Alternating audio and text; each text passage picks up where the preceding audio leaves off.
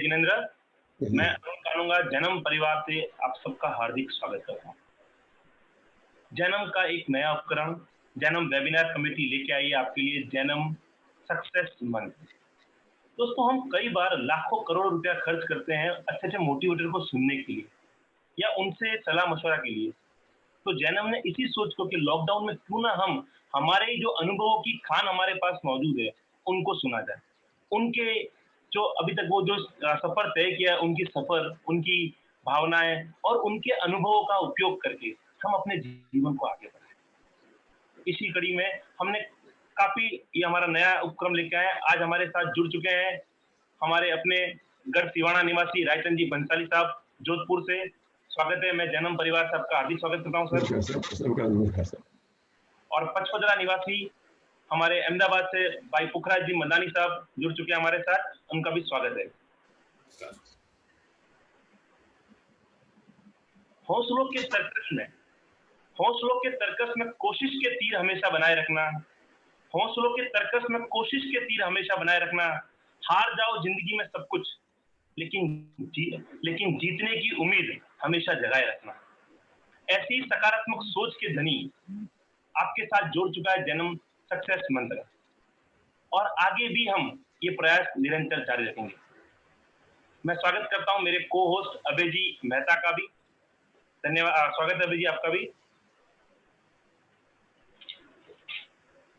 दोस्तों, हम ये सेशन शुरू करें उसके पहले मैं एक संक्षिप्त में रायचंद जी बंसाली जी का और पुखराज जी मदानी साहब का एक संक्षिप्त परिचय आपका दे रहा हूँ। वैसे तो इन दोनों का परिचय जब मेरे पास आया तो इतना लंबा परिचय है कि मुझे खुद को भी समझ रहा है कि मैं किन किन विषय का उल्लेख करूं, क्योंकि आपके जीवन में आपने इतने इतने अचीवमेंट किए हुए हैं कि हमें लगता है कि पूरी किताब आप पे लिखी जा सकती है।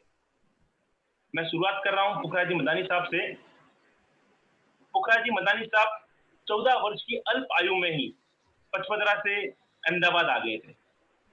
पुखराज जी ने 5 से 6 जगह जॉब की और उनके बाद आपने अपना कपड़े का व्यवसाय शुरू किया और उसके बाद पुखराज जी ने कभी भी मुड़ के नहीं देखा। मदानी ग्रुप के नाम से आज भी उनके परिवार 51 वर्ष से अहमदाबाद में इस ब्रांड के अंदर काम कर रहे हैं। मदानी ग्रुप आज भी टेक्सटाइल या ड्रिंकिंग वाटर, इटालियन मार्बल, फिर वो इंपोर्टेड हो डोमेस्टिक हो, उन सब चीजों में डील करती है।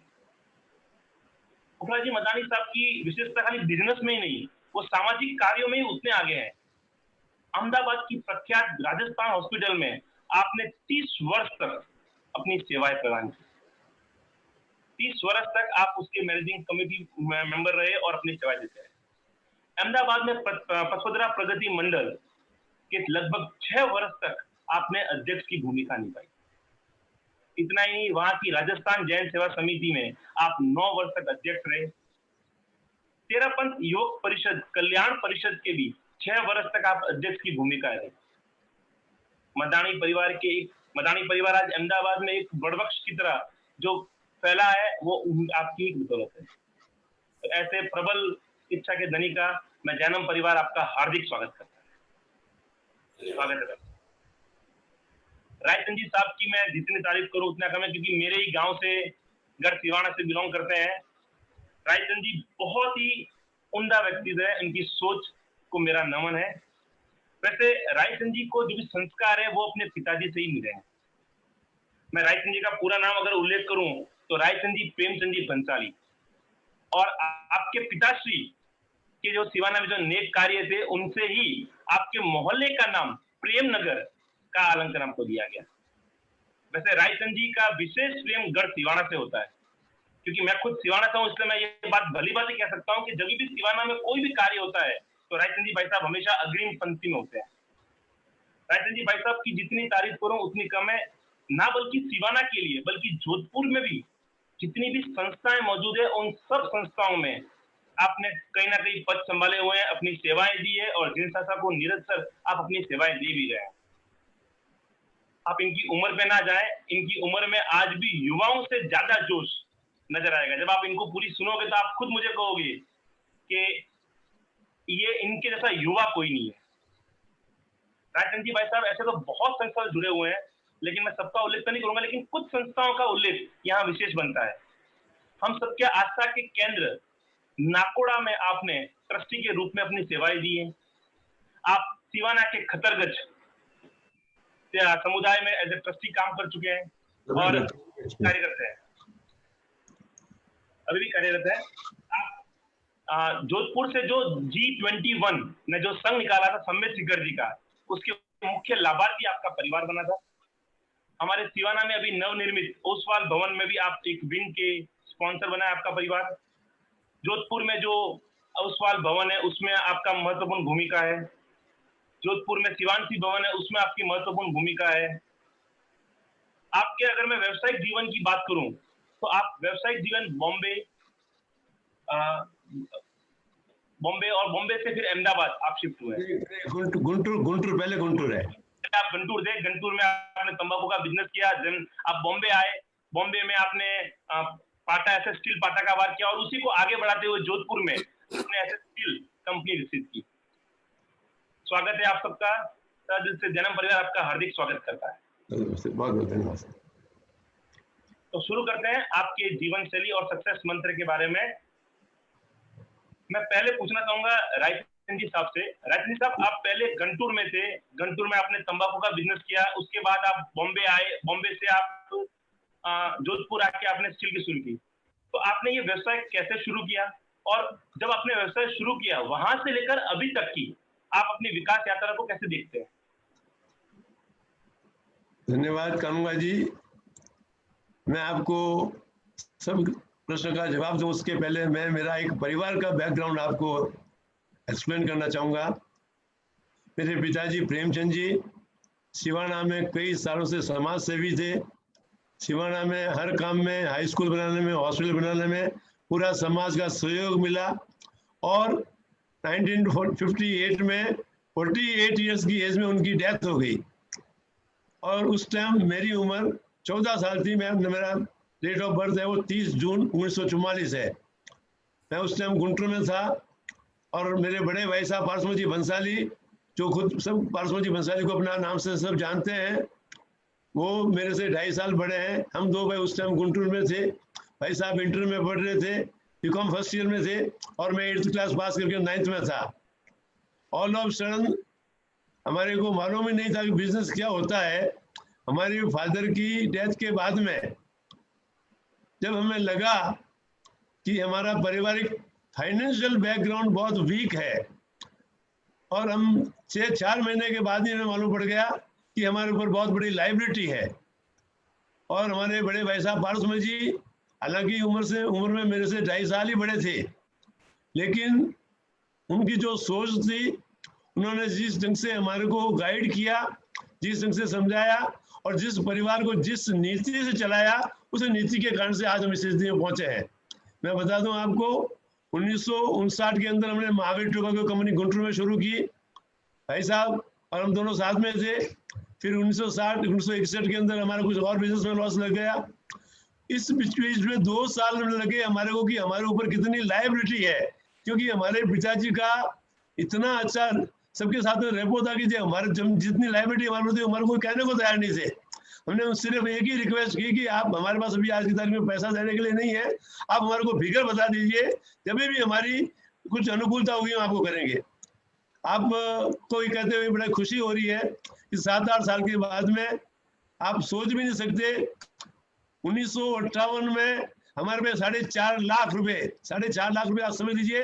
अगर उस टाइम एक पार्टनर को 5,000 रुपये इनकम होती थी, वो बहुत अच्छी इनकम करी जाती थी।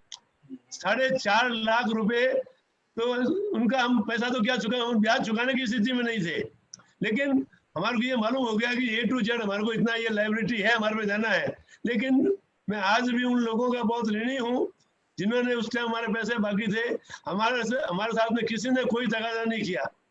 लेकिन भगवान की दया से 10 साल के अंदर हमने हर आदमी का पैसा चक्रवर्ती ब्याज से चुकाया, किसी के ऊपर मेहरबानी नहीं की। वो हमारी सोच थी कि कम से कम हमारे को हमारी नियत में चलना है और सबका चुकाना है। आपकी सूचना के लिए बता दूं कि 500 रुपए का 45,000 रुपया चुकाया है हमने। मतलब ये था कि हमारे भाई साहब की एक ही सोच थी कि नियत मत छोड़ो, नियत छोड़ोगे तो तुम कभी आगे नहीं बढ़ सकते। ये हमारे बासमती भाई साहब ने हमारे को हमेशा भी ये ढंग से गाइड किया है।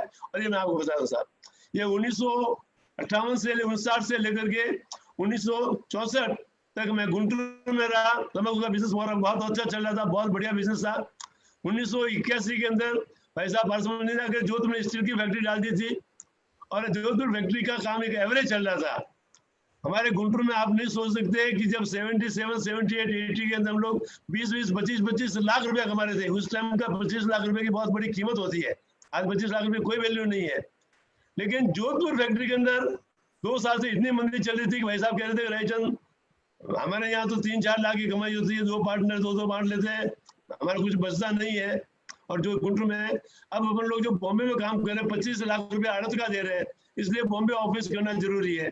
तो 1984 में मैं गुंटूर से बॉम्बे स्टील का सेल्स ऑफिस के संभालने के लिए ट्रांसफर हुआ था।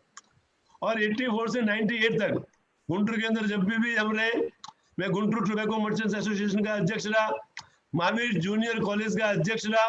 और हर बड़े भगवान की दया से हमारे भाई साहब के पास में भी नेतृत्व क्षमता थी, और उनको देखते हुए हम उनके पोजीशनों पे चलते रहे। 1984 में मैं बॉम्बे में आया। बॉम्बे में मैंने स्टील का सेल्स ऑफिस संभाला, और 1984 से लेकर 1998 तक मैं जोधपुर में बॉम्बे में रहा। तो भाई साहब बहुत पीछे पड़ गए, रायचंद अब क्या रखा बॉम्बे में, बॉम्बे बच्चे संभाल लेंगे, जोधपुर आ जाओ, जोधपुर में आ जाओ, सब साथ में रहेंगे। तो 1998 में आकर के 1999 में मैंने प्रतीक मेटल टोबैको, प्रतीक मेटल स्टील जोधपुर के अंदर फैक्ट्री बनाई। और 1998 से लेकर के आज तक मैं जोधपुर में ही हूँ। हमारे भाई साहब का 2002 में डेथ हो गई, और इसके बाद में यही काम मैं संभाल रहा हूँ। और जोधपुर के अंदर स्टेनलेस स्टील यूनिवर्स एसोसिएशन का, जोधपुर सीमांत संघ का अध्यक्ष हूँ, और जोधपुर के अंदर सामाजिक कार्य में भाग ले रहा हूँ। और सिवाना के अंदर तो हर कोई सामाजिक एक्टिविटीज होती है उसके अंदर मेरा पार्टिसिपेट रहता ही है। और सिवाना गौशाला कई साल से संभाल रहा हूँ। और सबसे बड़ी बात यह है कि सिवाना संघ का इतना सहयोग मिल रहा है कि उस काम को करते हुए बहुत आनंद हो रहा है। मैं आपको एक और बता दूं, हमारे भाई साहब की पारसमत जी की एक सोच मैं जरूर इस मौके पर बताना चाहूंगा कि मैं जब भी वो सिवाना जाते थे फोन करते थे, मैं आऊँगा, पहुंचूंगा, 3 घंटे रहूंगा, 1 घंटा ये करूंगा, 2 घंटे ये करूंगा। तो मैं भाई साहब को कहता था, मैंने कहा भाई साहब गाँव की क्यों करते? तो मेरे को भाई साहब ने 4 बार कहा कि रायचंद तुम जिस दिन की सोच रखते हो ये सही बात नहीं है। समाज का काम अगर अपन नहीं करेंगे तो कौन करेंगे? क्या अपनी जवाबदारी समाज के प्रति नहीं है क्या? खाली घर तो बड़े सब संभालते हैं, समाज का काम ही अपना जवाबदारी। वो सोच कर आज तक भी मैं समाज के साथ में जुड़ा हुआ हूँ। और एक सोच बहुत क्लियर है, कभी भी पॉजिटिव रहो, पॉजिटिव वाले आदमी की कभी भी जीत होती है, नेगेटिव वाले कोई नहीं पूछते। कहीं भी काम में जुड़ते हैं तो इस काम को कैसे पार लगाना है, इस काम को कैसे सक्सेस करना है, इसी भावना से जुड़ते हैं। इसके अंदर ये अड़चन डाले, ये मेरी सोच नहीं है। क्योंकि आप सिवाना के हैं इसलिए शायद मेरे बारे में, सिवाना के बारे में आपको कहने की ज्यादा आवश्यकता नहीं है। एक बात, नीति मत छोड़ो, पूरी मेहनत करो, और रिजल्ट की चिंता मत करो, रिजल्ट तो अपना वाला प्राप्त करेगा, ये मेरी सोच है। एक बात बता दूं, अभी मैं हम जब शुरू कर रहे थे तो हम लोग की बात ये चिंता व्यक्त कर रहे थे कि जोधपुर से वो सिवाना नहीं जा पा रहे हैं गौशाला के कार्य के लिए भी। मतलब आज तो इतने कोरोना महामारी में भी उनको चिंता किसकी हो रही है? गौशाला की चिंता हो रही है। इतने एक्टिव इस उम्र में भी आप है, उसके लिए मैं आपकी ऊर्जा को नमन करता हूँ। बीच में रिसीव करो, मेरा सिवाना से कम मिनिमम 20 फोन सिवाना गौशाला का रहता ही है। सिवाना में कितना चारा बैलेंस है, कितना बैंक बैलेंस है, कौन सा चारा आ रहा है, चारा जितनी परचेजिंग होती है। आज की तारीख में बता दूं, लास्ट ईयर सिवाना गौशाला का बजट 1,50,00,000 रुपए का था। 1,50,00,000 रुपए सिवाना गौशाला का बजट था। उसमें से सिर्फ हमारे को 48 लाख रुपए गवर्नमेंट से अनुदान मिला था। बाकी का हमारा जो एफडी बढ़ा है उसका ब्याज का 30-40 लाख आया था, और बाकी का जो कंट्रीब्यूशन था उसी से हमारी गौशाला चल रही है, सिवाना की गौशाला चल रही है। अब मैं अगला क्वेश्चन पूछना चाहूंगा पुखराज जी साहब से। पुखराज जी साहब, आप 14 वर्ष की अल्प आयु में पचपदरा से अहमदाबाद आ गए थे। आपने 6-7 जॉब की और उसके बाद अपना व्यवसाय शुरू किया। तो उस टाइम में आपके दिमाग में कुछ चल रहा होगा मैं व्यवसाय शुरू करूं, या कैसे आपने शुरू किया? और उसके बाद आपने फिर भी पीछे मुड़ देखा नहीं, तो वहां से लेकर अभी तक की आपकी सफर कैसा रहा, वो जरा विस्तृत में बताइए। नमस्कार, मैं पचपदरा मोहनलाल जी मदानी का लड़का हूँ। मेरे पिताजी लगभग 25 साल तक ओसवाल समाज के अध्यक्ष रहे, 20 साल तक तेरापन समाज के अध्यक्ष रहे, और अन्य संस्थाओं से बहुत जुड़े रहे। समाज सेवा करना, बाढ़ होवे या कैसी भी मारामारी होवे, उसमें उनको आगे जाना। हालांकि फाइनेंशियल इतने मजबूत नहीं थे वो लोग, और मगर एक जमाने में वो उद्योगपति भी थे। जोधपुर भी हमारी पावरलूम फैक्ट्री थी, पचपदरा में हैंडलूम फैक्ट्री थी, बसें चलती थी, मगर समय ने अचानक पलटा मार दिया, बहुत कुछ रह गया पीछे। खैर ठीक है। उसके बाद मैं लगभग 10 साल का था, तब मेरे पिताजी के साथ पचपदरा में हमारी एक छोटी दुकान थी कपड़े की, उसके ऊपर जाता रहता, और उस जाते जाते मुझे घर की परिस्थिति का थोड़ा नॉलेज होने लग गया कि पिताजी का हाथ कुछ टाइट रहता है और परिवार काफी बड़ा है, तो कहीं ना कहीं कोई ऐसा ऐसा काम किया जावे जिसमें पिताजी को थोड़ी हेल्प मिल जावे। और हम लोग 6 भाई 4 बहनें हैं, इन सबको पढ़ाना है, शादी ब्याह करने हैं, सबको सेट करना है, तो मैं बड़ा हूँ, उसके नाते मेरे को कुछ करना चाहिए। तो 14 साल की उम्र में मैंने 8वीं कक्षा पास की, और उसके बाद मैंने पिताजी को साफ बोल दिया कि अब आगे मेरे, वैसे 55 में आगे स्कूल भी नहीं है और मेरा पढ़ने का कोई विचार भी नहीं है। तो बोले इतनी छोटी उम्र में क्या करेगा? मैं क्यों, आप उम्र से क्यों मेरे को मापते हो? उम्र छोटी है पर मन में क्रांति बहुत बड़ी है। आप मेरी चिंता मत करो, मैं आपका लड़का हूँ, आप मेरे पे भरोसा करो, आपको कोई चिंता करने की जरूरत नहीं, आप मुझे एक बार अहमदाबाद भेज दो, ये समझो 2 महीने की छुट्टियां हुई, मैं घूम के आ जाऊंगा। मैं जब अहमदाबाद चला तो मेरा एक ही लक्ष्य था कि मुझे कुछ ना कुछ करना है, कुछ बनना है और इस घर को संवारना है। मैं आकर के 1-2 जगह मैंने नौकरी की, तो लगभग 30 रुपया माहवारी से मैंने अपनी नौकरी को स्टार्ट किया, मतलब रोज का 1 रुपया। फिर भी मैं उसमें बहुत खुश था। उस 30 रुपए में से भी मैं लगभग पैसा घर पे भेजता, भाई को भेजता, डॉक्टर बनाया मैंने, सब कुछ करता। उसके आगे मेरी गाड़ी चलती गई। मेरा एक ही मंतव्य था कि टाइम मत देखो, कितने घंटे काम करते हो, काम करते जाओ, काम करते जाओ, एक दिन लक्ष्य आपके सामने आएगा। 17 18 घंटे भी मैंने काम किया। काम करने के बाद 2-3 साल के बाद मेरे को एक अच्छी जगह नौकरी मिल गई। वहां पे काम सीखते सीखते मैं वहां का चीफ सेल्समैन बन गया, और चीफ सेल्समैन बनने के बाद मैंने अपना दौरा चालू किया, दिल्ली, कानपुर, पूरा यूपी, बिहार, असम, बंगाल, नेपाल, पंजाब, हरियाणा। इस छोटी उम्र में आप मानोगे, अभी तो रिजर्वेशन ये वो सब प्लेन होता है, उस वक्त कुछ भी नहीं होता था। मैंने साइकिल पे सैंपल के ठेले उठा उठा के मैं साइकिल पे जाकर के भी माल बेचता था सेठों का, और सेठों की पूरा अच्छा उनको रिस्पांस लाके देता था। कुछ साल के बाद जब 8-9 साल इस बात को बनते हो गए, तो मैंने भी सेठों को बोला कि भाई देखो कि अब मुझे कुछ आगे बढ़ना पड़ेगा, इसलिए अगर आप सहयोग करो तो अच्छी बात है। सेठ बड़े होशियार थे, उन्होंने सोचा कि होनहार आदमी को गंवा के क्या करेंगे, इसलिए उन्होंने बड़ी समझदारी से काम लिया कि एक काम करो, एक अलग से दुकान कर देते हैं और तुम उसको संभालो, हम तुम्हारे साथ हैं। जबकि उन्होंने एक पैसा का फाइनेंस भी नहीं किया था। फाइनेंसर मैं दूसरे लाया था। उन फाइनेंसर और इन सेठों के आशीर्वाद से मैंने एक दुकान चालू कर दी। ये 2025 मेरी भाषा में हमने जब दुकान चालू की, तो उस वक्त कोई इतना प्रकोप नहीं था, मिलों से व्यापार था, मिलों के संबंध चाहिए थे, इतने संबंध मेरे बहुत ज्यादा तो नहीं थे, मगर मेरा जो धगस थी वो बहुत बड़ी थी। तो फिर मैं आगे बढ़ता गया, उसमें बढ़ता गया, और धीरे धीरे मैं उसमें सेट हो गया। लगभग 13 साल तक ये क्रम हमारा चलता रहा, और इस क्रम में मैंने प्रिंट के अंदर काफी अच्छी पकड़ जमा ली। फिर लगभग 2038 में मैंने स्वतंत्र मोहनलाल पुखराज के नाम से एक अपना पर्सनल फर्म चालू कर दिया, जो आज दिन तक चालू है। मेरी एक शुरू से एक कामना थी कि मेरे साथ जो भी रहे वो खूब काम सीखे, वो खूब तैयार होवे। मेरे साथ रहने वाला आदमी कोई डब नहीं रहना चाहिए, क्योंकि डब आदमी अपने को कभी भी परेशान कर सकता है, और होशियार आदमी अपना साथ चलेगा। इसलिए मैंने मेरे जितने पार्टनर के लड़के थे उनको भी मैंने बहुत तैयार किया, और उन सबकी भी दुकानें करवाई। आज भी वो मेरे को पार्टनर के लड़के हम लोग गुरुजी के नाम से ही बुलाते हैं। फिर मैं अपने भाइयों को मैदान में लाया, तो मैंने कहा भाइयों को भी इसके साथ जोड़ के करना पड़ेगा, एक ग्रुप बनाना पड़ेगा, क्यों मैं अकेला कहाँ तक चलूंगा, घर की भी जवाबदारियां हैं। तो मेरे भाई भी साथ जुड़े। भाइयों को मैंने अलग से डिवीजन करके दुकान बना दी। एक को बालोतराम फैक्ट्री लगा के सेट कर दिया, एक को अहमदाबाद कर दिया, और वे उनके स्वतंत्र विभाग थे। मैंने कभी भी उनके धंधे में कोई छेड़छाड़ नहीं की, कोई इंटरफेयर नहीं किया। वो अपना स्वतंत्र करते।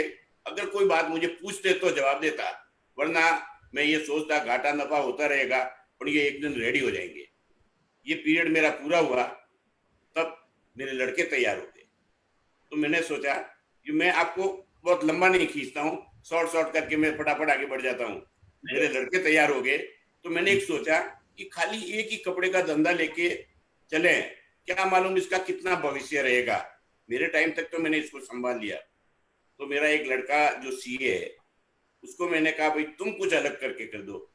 तो उसने शुरुआत में अपने जीजा जी के साथ स्टार्च का काम चालू किया। स्टार्च का काम चालू करते करते आज मैं आपको एक बात बता दूं कि तब पूरे तमिलनाडु में हमने 3 साल तक अवार्ड प्राप्त किए फर्स्ट सेल के। और आज टोटल माल एक डिवीजन हमारा इंपोर्ट करता है, एक हमारा खुद का मेड बेचता है।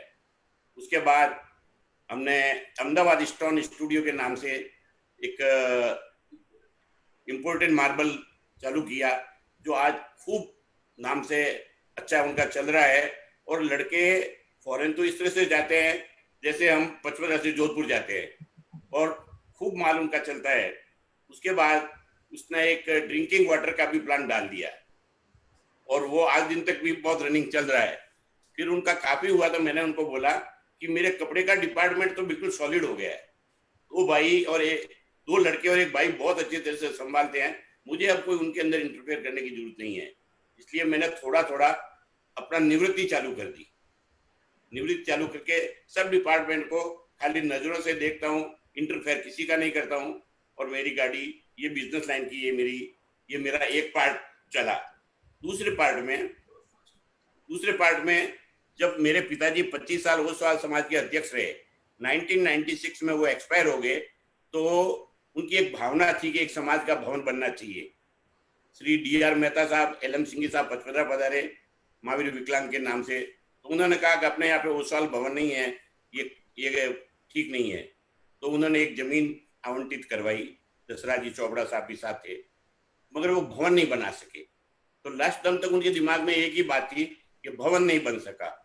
ठीक है, उनके बाद गांव ने अध्यक्ष पद के लिए सर्वसम्मति से तमाम गोत्रों ने मिलकर मेरे को कहा कि एक बार आपको अध्यक्ष बनना है।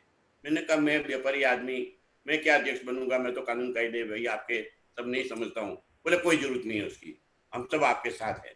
चलो, मैंने वो पद भी स्वीकार किया। और मेरे मन में एक आया कि पिताजी की ये आशा आमना थी और गांव का मेरे पे भरोसा है, तो अपने को क्यों नहीं भवन बनाना चाहिए। मैं लगभग 1 महीने के बाद इस प्लान में जुड़ गया। और शायद आपने देखा होगा कि पचपदरा का ओसवाल भवन, आज तो बहुत भवन बन गए हैं, पर कोई जमाने में अपने शिवानची मल्लाडी में बहुत विशाल भवन बना, वो मेरे नेतृत्व में बना। उसमें मेरा भी डोनेशन रहा। और उसके बाद ये एक काम मेरा सामाजिक दौर से गुजरा। उसके बाद में जब अहमदाबाद में रहता हूँ, तो 30 साल पहले मेरे को राजस्थान हॉस्पिटल ने बोर्ड में ले लिया। मैंने उनसे कहा कि आपने मेरे को क्या समझ के बोर्ड में लिया, मैं कोई इलेक्शन में नहीं था, मेरे को उन्होंने वो क्या कहते हैं कॉप्ट करके लिया था। तो मैंने संपत राज जी से पूछा कि मेरे में क्या देखा जो आपने कॉप्ट मेरे को किया और इतने बड़े बोर्ड में। बोले यही तो बात है, हम देखते हैं। मैं कहा ठीक है। मेरे दिमाग में वो भी बात आई कि अगला आदमी इतना भरोसा करता है तो शायद मेरे में कुछ छुपा हुआ है और मेरे को उजागर करना चाहिए। मेरे एक ही धुन थी कि तमाम पेशेंटों की सेवा करूं। मैं हर एक बेड पे प्रतिदिन पेशेंटों को जाके देखता, मिलता, डॉक्टरों से बात करता, बोर्ड की जानकारी में भी लाता। और उसके बाद मैं जॉइंट सेक्रेटरी भी बना। ये जो फार्मेसी है टोटल, ये मेरी बनाई हुई एक शाखा है। जो दवाई पहले पूरी बाहर से आती थी, वो टोटल मैंने सस्ती दवाई पेशेंटों को मुहैया कराने के लिए मैंने बहुत मेहनत की। और उसमें मेरे को बोर्ड का भी बहुत साथ रहा। और मैं अनपढ़ था और फिर भी कुछ ज्ञान से मेरे को ये कुछ समझ में आ गया और वो गाड़ी भी मेरी चली। अब आज मैं एक तरह से तो निवृत्त ही हूँ, मेरे ऊपर कोई लायबिलिटी नहीं है। मैंने हॉस्पिटल का काम भी छोड़ दिया। जब फिर रहा धर्म संघ का काम, तो मैं तेरापन धर्म संघ से बहुत जुड़ा हुआ। क्योंकि हमारा बिरामी में छाजेड़ मंदिर बना हुआ है, मेरे पिताजी उसके भी 25 साल अध्यक्ष रहे और मंदिर उनके नेतृत्व में ही बना था। तो वहां भी मेरा भाई है, वो ट्रस्टी है। फिर मैं यहाँ तेरापन धर्म संघ के अंदर बहुत साल तक मैंने सेवा दी। हमारी एक ये है कल्याण परिषद, जो हमारी एक मेन संस्था है, जो हर 29 तारीख को आचार्य श्री जो भी होते हैं उनके साथ बातचीत करने के लिए वो स्वयं जाते हैं और उनसे विचार विमर्श करते हैं और आचार्य श्री उनकी बात सुनते हैं और डिसीजन भी लेते हैं। तो उसका मैं 10 साल तक अध्यक्ष रहा। फिर प्रेक्षा विश्व भारती जो हमारी बहुत बड़ी संस्था है कोबा में, उसका मैं मंत्री रहा, वाइस चेयरमैन रहा, ट्रस्टी हूँ, आज भी हूँ। तो ये मेरा एक छोटा मोटा सब मिला के जीवनचर्या बन गई और आज मैं लगभग रिटायर्ड हूँ। खाली समाज सेवा या बच्चों का खाली मैं ध्यान रखता हूँ, उसके सिवा बच्चे जाने और उनका काम जाने, मैं किसी को इंटरफेयर नहीं करता हूँ। धन्यवाद। राजन जी साहब, आपने जब बॉम्बे में अपनी फैक्ट्री डाली तो उस टाइम मार्केट की परिस्थिति, बॉम्बे से आप जोधपुर आए, जोधपुर में कंपनी शुरू की, तो उस टाइम जो मार्केट की परिस्थितियां थी और आज जो मार्केट की परिस्थिति है, इनमें आप कितना बदलाव देखते हैं? और अभी जो टेक्नोलॉजी आ चुकी है तो उनका भी क्या प्रभाव बिजनेस पर पड़ता है? मैं आपको करेक्ट कर दूं, बॉम्बे में हमारी कोई फैक्ट्री नहीं थी, खाली सेल्स ऑफिस था। हाँ, जोधपुर में हम लोग मैं पारसमल जी और महावीर जी तीनों भाई साथ में काम करते थे। और यहाँ जो हमारी फैक्ट्री का प्रोडक्शन था, जिस टाइम में 84 में हमने काम शुरू किया, उस टाइम में हमारा काम 30-35 टन का काम था महीने का खाली। लेकिन जब 98 में मैंने छोड़ा तो उस टाइम में हमारा काम 350-400 टन था। आज की तारीख में तो हमारे दोनों भाइयों को मिला करके 2000 टन का काम है। और वहाँ पे खाली ट्रेडिंग का ही काम था, मैन्युफैक्चरिंग नहीं थी। यहाँ जोधपुर में मैन्युफैक्चरिंग होता है और जहाँ जहाँ भी रिक्वायरमेंट होती है यहाँ से सब होता है कम्प्लीट, लेकिन वहाँ का खाली ट्रेडिंग ही, और कोई काम नहीं है। और बॉम्बे में का आने का भी विषम स्थिति ये था कि भाई गुंटूर के अंदर भी दो भाई लाके, कोई महावीर जी हमारे छोटे भाई थे, वो गुंटूर में रहते थे, उनके पास में सफिशिएंट काम था और भाई साहब ने कहा था कि आप बॉम्बे आ जाओ, तो मैं बॉम्बे आ गया। और बॉम्बे के अंदर भी हमारा वेल सेट बिजनेस है। अभी कोई आज की तारीख में कुछ चेंजेस हो सकते हैं, लेकिन अभी तक भगवान दया से बचा चल रहा है। हमारे महावीर जी का अलग ऑफिस है, मेरा अलग ऑफिस है, हमारे भाई साहब का दूसरा काम है, वो भी स्टील का काम करता है, लेकिन सबका सही काम है अभी चल। उस टाइम जो मार्केट की परिस्थितियां थी और अभी जो मार्केट की परिस्थितियां, उनमें कितना बदलाव देखते हैं आप? अब उस टाइम की परिस्थितियां तो इतनी अच्छी नहीं थी। उस टाइम में प्रोडक्शन भी कम था और लोगों के अंदर व्यावहारिकता नहीं थी। लेकिन जब से मैं गया हूँ, मैंने इस बिजनेस को इस ढंग से बना दिया कि एक जवान आदमी की जवान की वैल्यू हो, इस ढंग का हमने कर लिया है। और उसके पहले आप नहीं सोचेंगे, हमारे धंधे में 4 आना किलो का अगर डिफरेंस हो जाता तो पार्टी डर जाती थी, ये माल अच्छा नहीं है, मेरे को नहीं चलेगा, टाइम से नहीं आया, ये नहीं था। लेकिन मैं आपको बता दूं कि आज से 10 साल पहले भी अगर 5-5 रुपए किलो का भी अप डाउन होता है तो पार्टी सब सौदा को ऑनर करते हैं और हम लोग ऑनर करते हैं। उस ढंग इस टाइप का हमने बिजनेस बॉम्बे में कर दिया। पुकार जी, मेरा ये सवाल आपसे भी रहेगा कि जब आपने बिजनेस शुरू किया था, उस टाइम जो मार्केट की परिस्थितियां थी, जो आप तो जॉब से आए थे, तो कंपटीशन, या आज उसको ऐसे देखते हैं? आज भी आपने कहा आपकी एक ब्रांड बन चुकी है, तो आज मार्केट की परिस्थितियां कैसी बदल चुकी है? अगर कोई नया बंदा इसमें जुड़ना चाहे टेक्सटाइल में, तो उसके लिए कितनी प्रॉब्लम रह सकती है उसके लिए?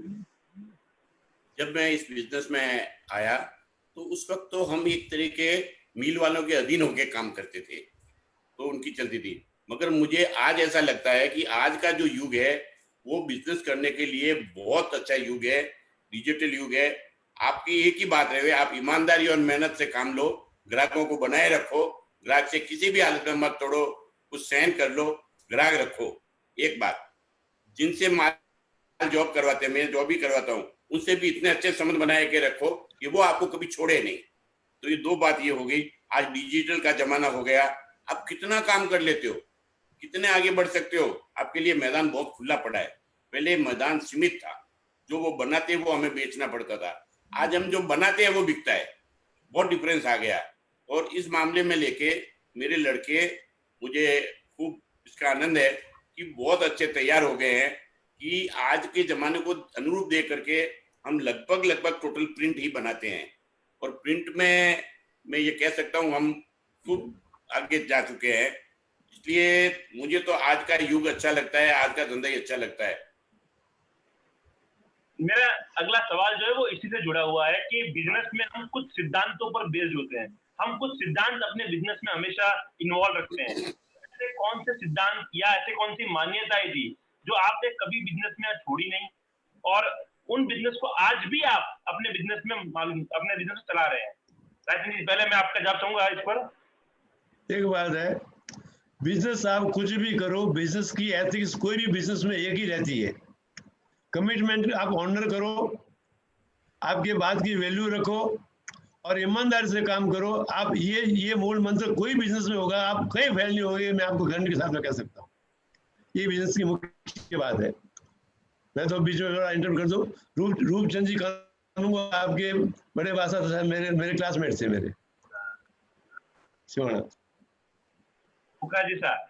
इसी में यही क्वेश्चन है मेरे, आपसे भी दोहराऊंगा मैं कि कौन से मूलभूत सिद्धांत हमें बनाए रखने चाहिए बिजनेस में? ऐसा है बिजनेस के अंदर कि आप एक तो पूरी ईमानदारी रखो, नीति रखो, लेन देन में पूरी पारदर्शिता रखो, किसी का लेना या देना उसमें किसी तरह का फर्क नहीं पड़ना चाहिए और किसी तरह से आपकी इज्जत को बट्टा नहीं लगना चाहिए।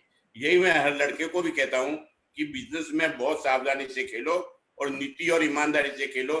शायद थोड़ी तकलीफ आ जावे, शायद, मगर आगे इसका भविष्य बहुत बढ़िया है और मैं इसी नीति पे हमेशा चलाऊं और आज भी उनको ये कह के रहता हूँ कि इस बात को छोड़ना मत, ये रहेगा तो आप हमेशा रहोगे। दोस्तों, कि बिजनेस में हम लोग मेहनत तो बहुत करते हैं लेकिन सक्सेसफुल कुछ ही लोग होते हैं। तो ऐसी कौन सी चीजें हैं जो भीड़ से उनको अलग करती है? कि मेहनत तो हर कोई करता है, अपनी बिजनेस में हर कोई ईमानदारी करता है, लेकिन ऐसी कौन सी चीजें जो भीड़ से उनको अलग करती है और वो निकल के आगे आते हैं? अब मेरे से पूछ रहे हैं। सॉरी, हम बोल रहे आप बोलो। नहीं, ऐसा है, कोई भी बिजनेस आप स्टार्ट करो उसके पहले सब होमवर्क आपको पूरा करना चाहिए। और सबसे बड़ी बात है, अपने अंदर जो भेड़ चाल चलते हैं वो भेड़ चाल से अलग कर करके मैं क्या करूं जिनसे कुछ अपना अलग कर सकूं, और अलग करने का बेनिफिट अलग ही मिलता है, ये बात पक्का है ऐसा। एक बात। सेकंड में, जब हम लोग फैक्ट्री चलाते हैं, फैक्ट्री का जो मंथली डे टू डे का कॉस्टिंग का ध्यान रखते हैं। आप नहीं विश्वास करेंगे कि जोधपुर के अंदर एक फैक्ट्री से दूसरे फैक्ट्री के अंदर 3-4 रुपए किलो का प्रोडक्शन का फर्क आता है, और 3 रुपए किलो का मतलब हमारी इतनी बड़ी क्वांटिटी के अंदर बहुत बड़ा फर्क लगता है। कुछ लोग तो बस खाली करते हैं, उनके टाइम बाउंड आते नहीं है, मर्जी से आते हैं, इस ढंग से होता है। फैक्ट्री जाना है, हमारे बच्चे सुबह करेक्ट 9 बजे फैक्ट्री पहुंच जाते हैं। काम तो अगर आप ढंग से काम करोगे, और एक बात, अगर ए बी और सी सर्वे हुआ तो डी क्यों नहीं होगा? कहीं ना कहीं कमी आप में है, वो कमी आपको ढूंढनी पड़ेगी कि भाई इनका काम चल रहा तो मेरा क्यों नहीं चल रहा, मेरे पास कहाँ कमी है। यही बात है, अगर आप ध्यान रखोगे इस धंधे के अंदर सब सक्सेस होगा। आप अगला जी साहब, लगभग ऐसा लगता है कि आपने जो चॉइस की है तो रायचंद जी साहब से लगभग हमारी विचार और काम करने के तरीके मिल जाते हैं। मैं भी 10 बजे रेडी तैयार होके आज भी ऑफिस जाता हूँ, हालांकि मैं 75वां जन्मदिन अभी मैंने मनाया है, मगर सब बच्चे भी मेरे 10 बजे अपनी अपनी ऑफिसों में पहुंच जाते हैं और शाम को तक पूरा अपना काम करते हैं। उनको एक ही कहता हूँ, किसी की नकल मत करो, कौन क्या करता है उसकी तरफ अपना ध्यान मत दो, अपना टाइम मत बिगाड़ो। आपको क्या करना है उसमें जाओ, आप अपने जो भी आपको बढ़ना है वो आपके हिसाब से बढ़ो। दूसरों को देखने जाओगे तो आपका टाइम खराब हो जाएगा। तो लगभग इसी ध्येय के साथ मेरे लड़के काम कर रहे हैं और लगभग वो बहुत सक्सेस है, ऐसा मेरा मानना है। राजन जी सर, आपके जीवन का ऐसा कोई टर्निंग पॉइंट जहां से आपने मार्केट आपकी बूस्ट पकड़ी हो, या आपने हमेशा उससे कभी पीछे मुड़ के नहीं देखा है, ऐसा टर्निंग पॉइंट, ऐसा कोई किस्सा आप हमारे साथ शेयर करना चाहें? मैं जरूर करूंगा, हालांकि ऑनलाइन ही डिस्क्लोज नहीं करना चाहिए, करता हूं फिर भी मैं कम क्यों, एक बार बता दूं साहब, मेरी नेचर में झूठ नहीं है। आप अगर मेरे बारे में किसी पूछ लेंगे कि आपको कहेगा ये बात आपको किसने कही, कि रायचंद जी ने कही, तो कोई ये नहीं कहेगा कि रायचंद जी की बात में झूठ हो सकता है। ये भगवान की दया से मेरा गुडविल है। हम लोग तंबाकू का धंधा कर रहे थे, एक्साइज का बहुत बड़ा, हमारा कोई गालमेल का काम नहीं करता था, लेकिन बिना गलती से हमारे ऊपर उस जमाने में 14,000 रुपए का एक डिमांड कर दिया गया, और जबकि हमारी उसमें कोई गलती नहीं थी। वो 14,000 की डिमांड करने के बाद में हम जो एक्साइज के जो कंसल्टेंट थे उनके पास में जाते थे, और जब मुझे मालूम पड़ा कि ये लोग तो सब बदमाशी और चीटिंग करके आए हुए हैं, अपन तो बिना मतलब, जैसे अगर मेरे हार्ट की प्रॉब्लम हुई तो हार्ट के डॉक्टर के पास में जाऊंगा, तो उसके पास में जो पेशेंट होंगे वो डॉक्टर हार्ट के ही होंगे। तो मैंने कहा ये क्या कर रहे हैं भाई साहब, मेरे भाई साहब मेरे को मानने को तैयार नहीं थे। मैंने कहा साहब एक बात है, अब मैं, इन लोगों ने अपने साथ में ये जाति की है, मैं कुछ गलत दूंगा, मैंने एक्साइज का बहुत बड़ा गलत किया, और 4 साल के अंदर आप सोच नहीं सकते इतना पैसा कमाया, वही मैंने बाहर बढ़ने का बड़ा बात था। ट्रेनिंग मेरे को जबरदस्ती करना पड़ा, मजबूरी से करना पड़ा, मैंने किया, और मैं कमिट करता हूँ इसमें, मेरे को शर्म नहीं है, एक बात बताऊँ। ये आपकी लाइफ का टर्निंग पॉइंट है। था, बिल्कुल था। उसके बाद में हम लोग बिल्डअप हुए, और धंधे के अंदर बिना फाइनेंस के कुछ होता नहीं। जब आपके पास सब कुछ सॉलिड है तो फिर आपका धंधा ऑटोमेटिकली से बढ़ जाएगा। लेकिन उसके बाद में जब भाई साहब मेरे को ऑब्जेक्शन थी, मैंने उनसे कह दिया भाई आज का जो काम है मेरा लास्ट है, कल के बाद जिस दिन हमने उसको लास्ट कर दिया उसके बाद में फिर उसकी तरफ नहीं देखा, कभी उस टाइप का धंधा नहीं किया हमने। थोड़े टाइम के लिए मैंने किया, नहीं किया ऐसी बात नहीं, किया, मैं कमिट करता हूँ आपके सामने, कोई मेरा नहीं। बहुत बड़ी बात है अपनी गलती मानना और लाइफ मानना। नमन है सर आपको। पुकार जी सर, यही सवाल मेरा आपसे भी है कि आपकी लाइफ का ऐसा टर्निंग पॉइंट, ऐसा कोई किस्सा आप हमारे साथ शेयर करना चाहें? अब लगभग 20 साल एक आदमी भवरलाल जी बागरेचा के साथ रहने के बाद मैंने एकाएक डिसीजन लिया कि मुझे स्वयं अपना स्वतंत्र काम करना है। उस स्वतंत्र काम करने के लिए मुझे मेरे भाइयों को साथ में उठाना पड़ेगा, क्योंकि उनका समूह बना के ही मेरे को आगे बढ़ना है। तो भाइयों ने मुझे बहुत सहयोग किया, उन्होंने बहुत काम किया, और वो खुद अपने आप में एक ब्रांड बनने लग गए। इसी तरह से मेरा पहला कदम वहां पे हो गया, और उस साल के बाद आज तक वो गाड़ी हमारी बढ़ती गई। धीरे धीरे भाई तैयार होते गए, उनके बच्चे तैयार होते गए, मैंने उनको अलग अलग सेटल कर दिया। आज भी वो बहुत अच्छे हैं, और हमारे भाइयों के आपस में आज भी उतना ही प्रेम और संबंध है कि कुछ पता नहीं लगेगा हम अलग एक साथ है। ये एक पीरियड उनका होने के बाद मैंने, जब 2 भाई अलग हो गए, तो मैंने अपने लड़कों को, तैयार हो ही रहे थे, उनके ऊपर फोकस किया, उनको तैयार किया। 2 भाई एक साथ बैठ के 2-3 बिजनेस देखते हैं, एक लड़का अकेला होकर 2-3 बिजनेस देखता है जो सीए भी है। इस तरह से मिला के मेरा परिवार का सहयोग मुझे बहुत मिला। और सबसे बड़ी बात तो ये है कि इतना वो लोग मेरे पे भरोसा करते हैं, और मैं इतना करता हूँ, आप घाटे नफे से मत डरो, आप काम करते जाओ। और भवरलाल जी बागरेचा जो थे, वो ऐसे कहूँ तो मेरे एक तरह के कर्म गुरु थे, उनका मुझे बड़ा सपोर्ट रहा। इस मैदान में वही मेरे को लाए, उन्होंने नहीं मेरे को बनाया। मैं आज भी वो नहीं है, उनका आभार मानता हूँ। साहब, कुछ लोग को मान्यता ये होती है कि आदमी सफल होने के लिए हमेशा भाग्य पर निर्भर रहता है। तो क्या कभी आपके जीवन में आपको कोई भाग्य का साथ मिला हो, ऐसा कोई किस्सा, या आप भी ये मानते हैं कि भाग्य का साथ होना जरूरी है सफलता के लिए? ऐसा तो नहीं मानता हूँ, लेकिन एक मेरे में सेल्फ कॉन्फिडेंस है कि भाग्य हमेशा मेरे साथ ही रहता है, इतना मेरे को हमेशा कॉन्फिडेंस रहता है। क्यों? मैं जब देखता हूँ कोई काम अगर नेक इरादे से करोगे, आप उसके अंदर कुछ राजनीति नहीं करोगे तो वो काम सक्सेस होगा, और नहीं भी सक्सेस होता है तो अपने को पश्चाताप करने का कुछ नहीं कि ये काम मेरे को नहीं करना चाहिए था, क्योंकि ये मेरे नेचर की बात है। मैं कभी भी कहीं समाज में बैठता हूँ, कहीं झूठ नहीं बोलता हूँ, और जिस ढंग से उनको कन्विंस करता हूँ। और आप देख लेना, कोई बात अगर सच्चाई से किसी के सामने बोलते हैं तो उस बात का जो असर होता है वो दूसरे, आप सब लोग होशियार है, एक से बढ़ के एक होशियार है, कोई कम नहीं है। आप ज्यादा होशियारी कोशिश करेंगे उनके समझ में आ जाएगा, लेकिन आप सच्चाई से उनके सामने पेश आएंगे तो आपको जरूर अप्रिशिएट करेंगे और आपके साथ में रहेंगे, ये मेरा विश्वास। पुकार जी, ऐसा कोई किस्सा आपका जहाँ भाग्य ने आपका साथ दिया हो और सफलता आपको मिली हो बिजनेस में? अब ऐसा है, कर्म और पुरुषार्थ इन दोनों का जोड़ है। अकेला कर्म से आग के भरोसे आदमी नहीं रह सकता है, और अकेला पुरुषार्थ ही करता जावे और कर्म साथ नहीं देवे तो भी उसको बढ़ना मुश्किल हो जाता है। पर भगवान की इतनी कृपा रही कि दोनों का मुझे साथ मिला, और दोनों का साथ मिलने से जो भी कदम, जिस जगह भी मैंने कोई काम किया, मेरे को आगे से आगे रास्ता मिलता ही गया। मुझे कभी कोई परेशानी नहीं हुई। जिस दिन से धंधा चालू किया आज दिन तक उस दिन की बढ़ोतरी हुई, मुझे कोई वीक पॉइंट आया ही नहीं। ऐसा कोई किस्सा आपका जहाँ पे भाग्य का आपको साथ मिला हो?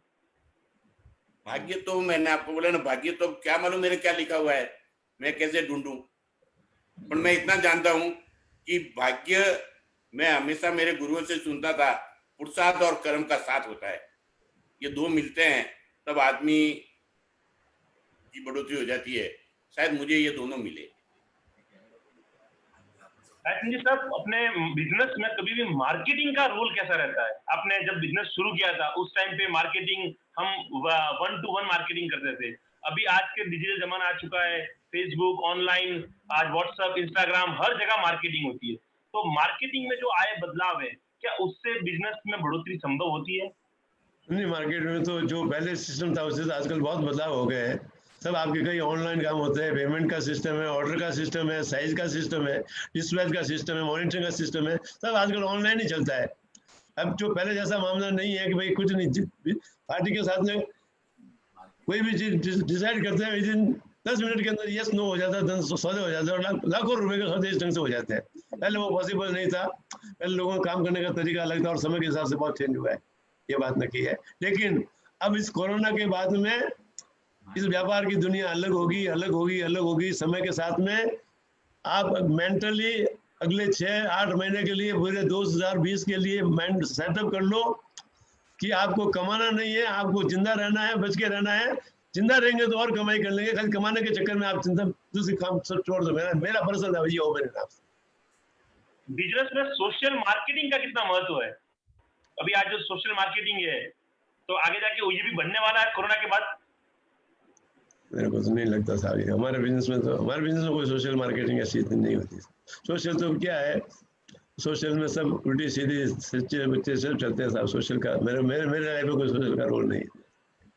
फुकरा जी साहब, आपसे क्वेश्चन यही रहेगा, रिपीट किए, सोशल मार्केटिंग का आज के बिजनेस में प्रभाव। सोशल मार्केटिंग मीन्स इंटरनेट ढूंढती है। हाँ, इसमें क्या है साहब कि मैं तो बहुत कम पढ़ा लिखा हूँ, मुझे इतना इसका ज्ञान नहीं, मगर मुझे खुशी है कि मेरे लड़के, मेरे पोते पोती हैं, ये इसके अंदर बहुत गहरे गए हुए हैं, इनको इसका बहुत ज्ञान है। आज मेरा टोटल बिजनेस वो लोग पूरे दिन अपने मोबाइल के खेल पर खेल देते हैं, न हम कभी बाहर जाते हैं, न अहमदाबाद छोड़ते हैं, किसी भी धंधे में हम बाहर नहीं जाते हैं, माल बेचने के लिए, परचेज के लिए जरूर जाते हैं। तो आज वो पूरे यहाँ बैठ के अपना काम कर देते हैं। आज प्रिंट में नहीं तो मैं कम से कम 700 से 800 डिजाइन एनी टाइम लेकर के बैठता हूँ और हमारे लड़के उसका मैनेज कर देते हैं। इतना करोड़ों रुपए का टर्नओवर, बिजनेस, लेन देन सब वो आराम से कर लेते हैं और शाम को एकदम फ्री आते हैं। और दूसरे बिजनेस जो है मेरा, जैसे स्टोन का है, तो मेरा लड़का भी करता है, वो फॉरेन जाता रहता है, लाता रहता है, और यहाँ उसकी माल काफी अच्छी छाप है, लोगों का अच्छा विश्वास है उसके ऊपर कि मार्केटिंग के अंदर तो करना ही पड़ता है इसके अंदर, तो क्योंकि ये चीज ही ऐसी है, तो बड़ा ऑल ओवर चलता है। जैसे हमारा ड्रिंकिंग वाटर है, तो क्वालिटी के हिसाब से आज भी हमारा चलता है।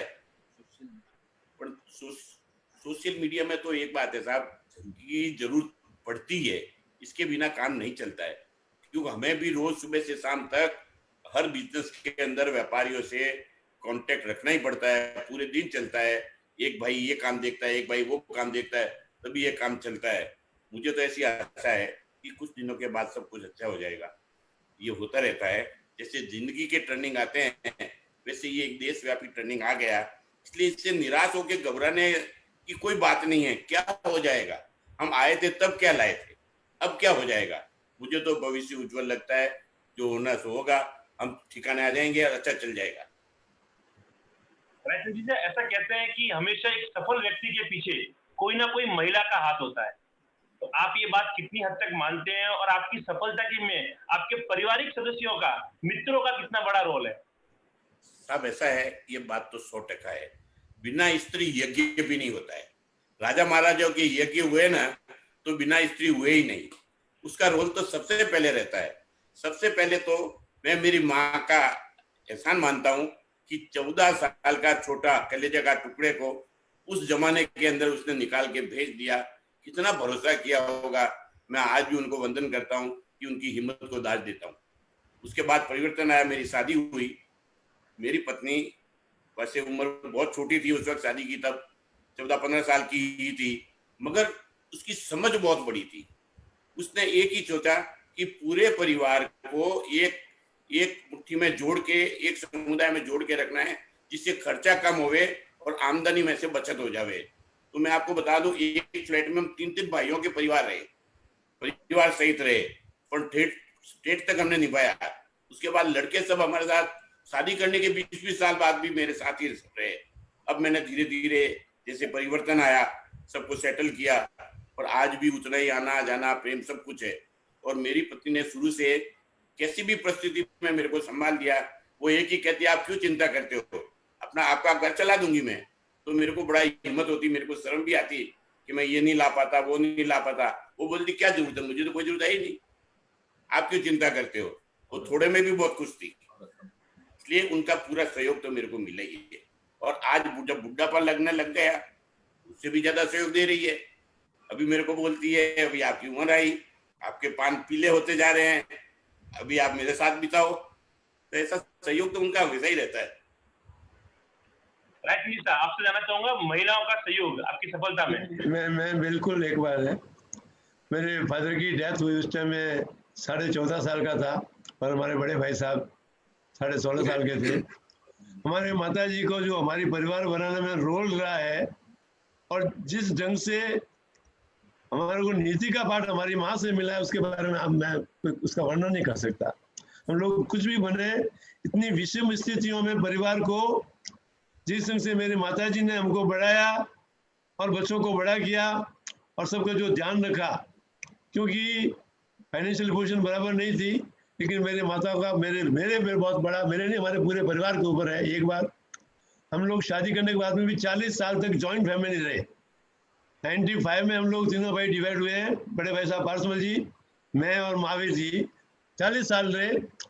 लेडीज पढ़ी लिखी नहीं है, लेकिन पढ़ना जरूरी नहीं है, परिवार के साथ में मिलजुल के कैसे रहना है, ये आर्ट उन तीनों के पास में था, इसीलिए हम लोग साथ में निभा कर पाए। ये मैं आपको कह रहा हूँ।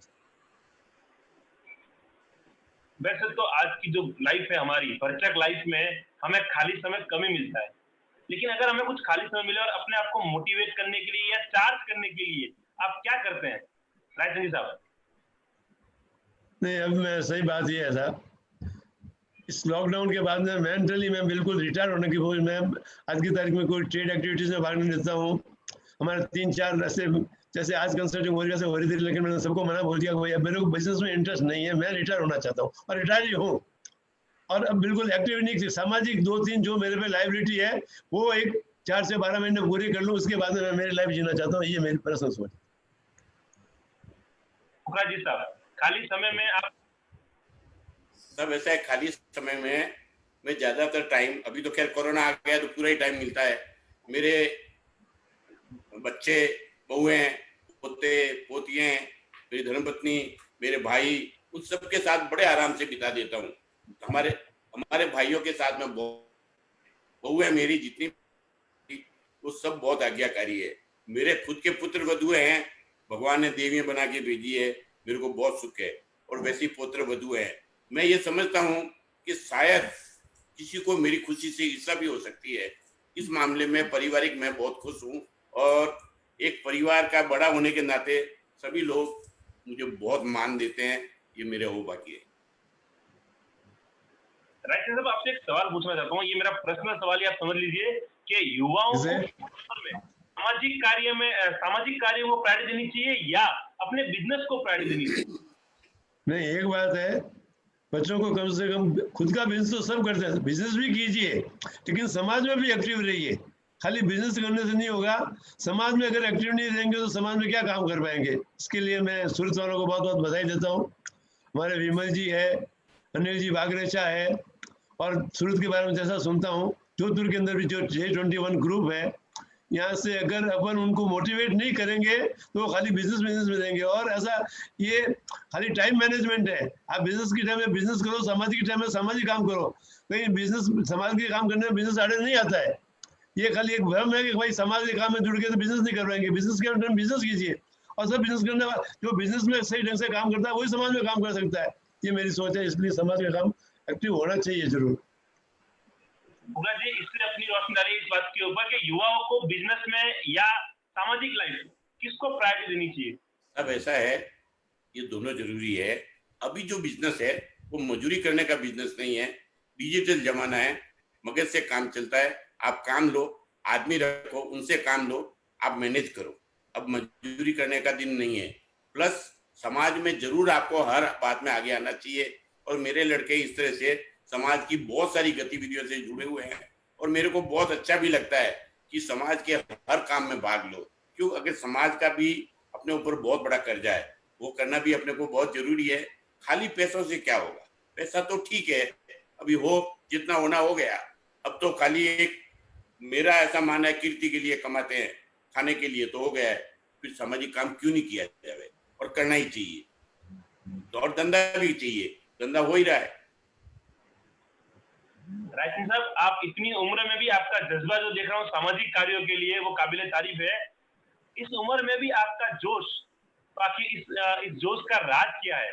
ये काफी फेसबुक के दर्शक भी जानना चाहेंगे हमारे से कि राय सिंह जी की उम्र का इतना, इस उम्र में भी इतना जोश है। मेरी उम्र अभी 76 है, और मेरा खान पान दिनचर्या, सुबह मैं 5:30 पौने 6, 5:30 पौने 6 बजे उठता हूँ, और सब करीब सब काम टाइम टेबल से चलता है। ऐसा नहीं है कि कभी भी कर लेंगे। और आप पॉजिटिव रहेंगे तो आपकी ऊर्जा अपना बनी रहेगी। ये मेरी पर्सनल सोच है साहब, पॉजिटिव, क्योंकि पॉजिटिव के अंदर आदमी को ज्यादा मेहनत नहीं करनी पड़ती, नेगेटिव चलने में मेहनत करनी पड़ती है। और पॉजिटिव सोचेंगे तो आपकी तबीयत बराबर रहेगी। और इस एज में भी भगवान की दया से मैं बिल्कुल स्वस्थ हूँ और डेली एक्टिविटीज पूरी करता हूँ। ये बात शुक्ला जी साहब, आप भी मुझे एकदम फिट लग रहे हैं, तो आपकी फिटनेस का राज? सब ऐसा है, मैं एक काम पक्का रहता हूँ, सुबह से शाम तक जो कुछ गतिविधि होती है, शाम को उन सबको मैं दिमाग में से निकाल देता हूँ। मैं एक बार मेरा कंप्यूटर फ्री कर देता हूँ, जिससे दिन में क्या हुआ उसका मैं बहुत चिंतन नहीं करता। कल क्या करना वो कल सुबह सोच लूंगा। एक बार सोता हूँ, सोते ही नींद आती है, आधा घंटा भी नहीं लगता है। उठने का टाइम फिक्स है, सामायिक, योगा, साइकिलिंग, तो जितने भी मेरे नित्य के वर्क है। उसके बाद भले मैंने हॉस्पिटल की सेवा छोड़ दी, मगर लोगों का इतना सारा पहले से नेटवर्क से जुड़ा हुआ हूँ कि रोज सुबह से शाम तक, सुबह 10 बजे तक 8-10 फोन आ जाते हैं, उकरा जी मेरे ये हो गया है, उस डॉक्टर को बताना है, ये करना है। तो मैं उनको सबको ये कहता हूँ, आ जाओ, वहां जाओ, वहां जाओ, मैं आपको पहुंचता हूँ, मैं डॉक्टर से बात करता हूँ। और भगवान की मेहरबानी है कि अहमदाबाद के जितने भी प्रख्यात डॉक्टर है, चाहे वो किसी सब्जेक्ट के है, लगभग सभी से मेरा बहुत अच्छा रिलेशन है।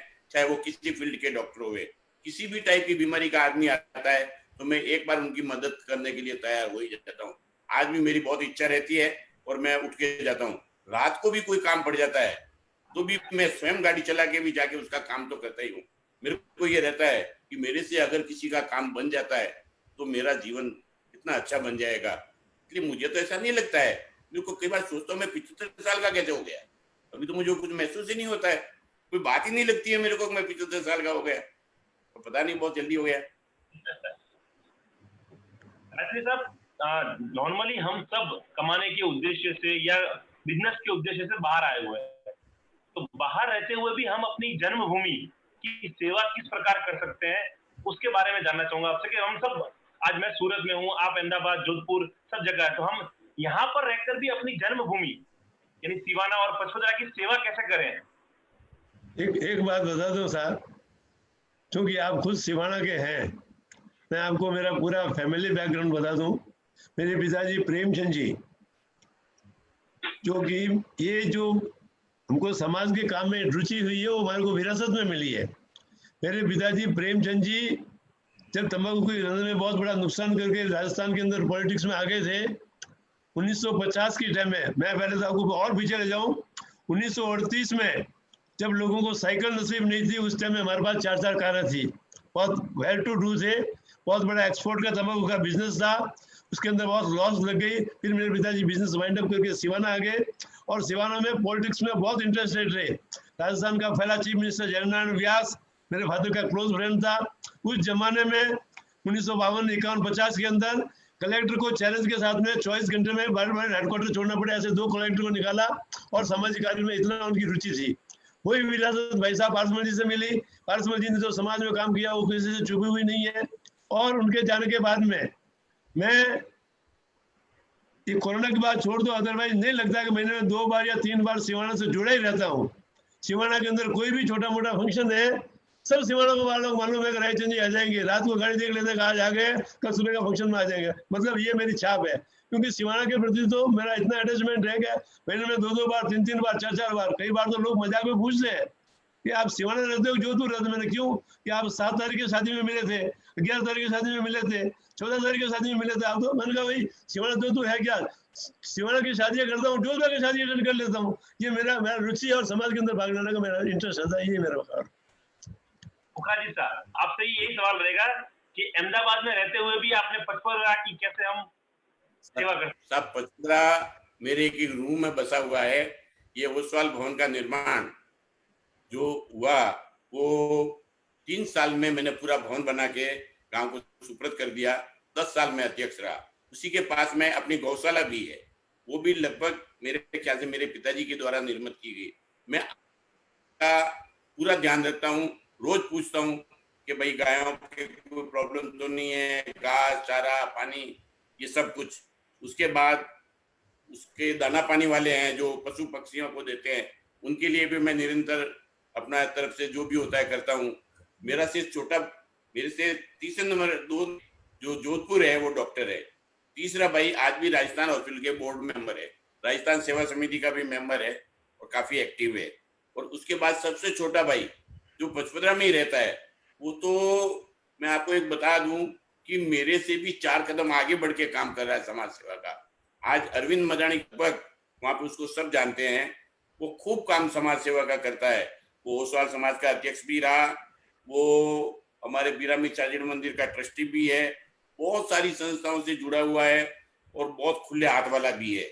और हमारी तरफ से भी उसको पूरी छूट है कि तुम अपनी जन्मभूमि के लिए अंदर काम कुछ भी करो, हम तुम्हारे साथ ही है, अपने सब एक साथ ही है। और हमारी पहचान हमारी जन्मभूमि से ही है। आखिर में तो जब पचपदरा आता है ना तभी हमारे फूल खिलते हैं, पचपदरा के बिना तो हमारे को कुछ भी अच्छा नहीं लगता है। अब मैं मेरे को अभिजीत से रिक्वेस्ट करूंगा कि फेसबुक पे अगर कोई क्वेश्चन हो रायचंद जी के लिए या पुखराज जी साहब के लिए तो आप पढ़े, या जो कमेंट आया वो एक बार जरूर पढ़े। Thank you Arun ji. Questions आए, क्वेश्चन से ज्यादा जो इन लोगों की जो सराहनीय के लिए जो पोस्ट आई वो बहुत सारे कमेंट्स आए हैं जिसमें तारीफ करें। मैं सिर्फ कुछ चुनिंदा लेना चाहूंगा। तो जैसे ही अपने एनर्जी की बात कर रहे थे, गौतम जी चोपड़ा बोल रहे हैं कि आप दोनों महानुभाव कर्म से जवान हो और अभी आपको बहुत कर्म करने हैं। धन्यवाद। फिर राजेश जी जिरावला बोल रहे हैं कि श्रीमान रायचंद जी भंसाली के नेतृत्व में जोधपुर में शिवांची संघ का भव्य भवन का निर्माण का कार्य पूर्णता की ओर है। इसमें आप हमेशा अग्रणी रहकर इस कार्य का पूर्ण किया और आप जोधपुर में विभिन्न सामाजिक व औद्योगिक संगठनों से भी जुड़े हुए हैं। फिर पुखराज जी शाह के लिए कमेंट्स है। धर्मेंद्र जी संकलेजा बोल रहे हैं कि जो पचपदरा का भवन है वो सुपर से भी ऊपर है, आइडियल भवन है। और मुकेश जी भंसारी बोल रहे हैं कि आपने जो पुखराज जी ने कि आपने जो स्टोरी बोली है कि वो सिर्फ आपकी लाइफ स्टोरी नहीं है, उसकी वजह से आपने हमारे जो जनरेशन उनको पूरा इंस्पायर किया हुआ है। तो ऐसे बहुत सारे कमेंट्स है, मैं सिर्फ कुछ चुनिंदा कमेंट्स ले रहा था। अभी जो 2-3 सवाल है वो उसको मैं पूछना चाहता हूँ। पुखराज जी के लिए एक सवाल है। किशोर जी पूछ रहे हैं कि सर पार्टनरशिप कैसी लंबी चलती है? पार्टनरशिप के अंदर अपना मन साफ होना चाहिए, सिर्फ अपना है वही अपना होना चाहिए। भागीदार या भाई का किसी के भी हक को अपना हाथ नहीं लगाना है और मन में आप पवित्रता रखो, कोई तकलीफ नहीं आती है। आप पार्टनरों के साथ मिलकर खूब धंधा बढ़ाओ, उससे खूब कमाओ और खूब बांट के ले लो, पार्टनरशिप क्यों नहीं चलेगी? जब अपने में कोई खोट आती है तब उसको बिखरने की जगह मिली और वो खोट ही ना आवे तो आज हमारी इतनी लंबे सालों तक पार्टनरशिप चली। उसका ये कि और सबके साथ आज भी उतना ही रिलेशन है, ना कोई भाई कोई बात कर सकता है। आज इतने मेरे पार्टनर, मेरे से 15 पार्टनर अलग हो गए और कोई पार्टनर कोई कुछ भी नहीं कह सकता है, किसी का कोई लेना देना नहीं रहा, बड़े प्रेम से सब अलग हुए। आज भी उतना ही रिलेशन है हमारा। अगर आपके मन में पवित्रता है तो पार्टनरशिप में कोई तकलीफ नहीं। अच्छा, मतलब मन में मैल नहीं होना चाहिए। हाँ, वो तो। अब अगला क्वेश्चन रायचंद जी के लिए जो सवाल है कि आपके लाइफ में ऐसा कोई किस्सा हुआ जब अपने बिजनेस में आपने क्राइसिस हुआ हो और उसको आपने ओवरकम किया हो, तो शेयर कीजिए। जब 1959 में बिजनेस शुरू किया था तो एक हमारा सामान्य काम चल रहा था। उसके बाद में 62-63 में हमने एक एक्सपोर्ट का काम किया, और एक्सपोर्ट में का काम होते ही वो पूरा स्टॉक हमारा एक्सपोर्ट रुक गया, और उसके अंदर हमारे में पुरानी लाइबिलिटी थी, नई और शुरू हो गई। तो उसको ओवरकम करने के लिए हमारे को थोड़ा समय लगा, लेकिन जब मन रंग का साफ था तो हम उस आराम से निकल गए उसके अंदर से। अच्छा, और एक सवाल है जो आप दोनों से मैं पूछना चाहूंगा। राज श्रीशिमाल पूछ रहे कि कुछ टिप्स हो या आइडिया हो कि कोई नया अपना बिजनेस शुरू करना चाहता है तो कैसे करे। बिजनेस शुरू करना कैसे करें, मीन्स मैं नहीं समझ पाया। कैसे मतलब आप किस लाइन में जाना चाहते हो, किसमें?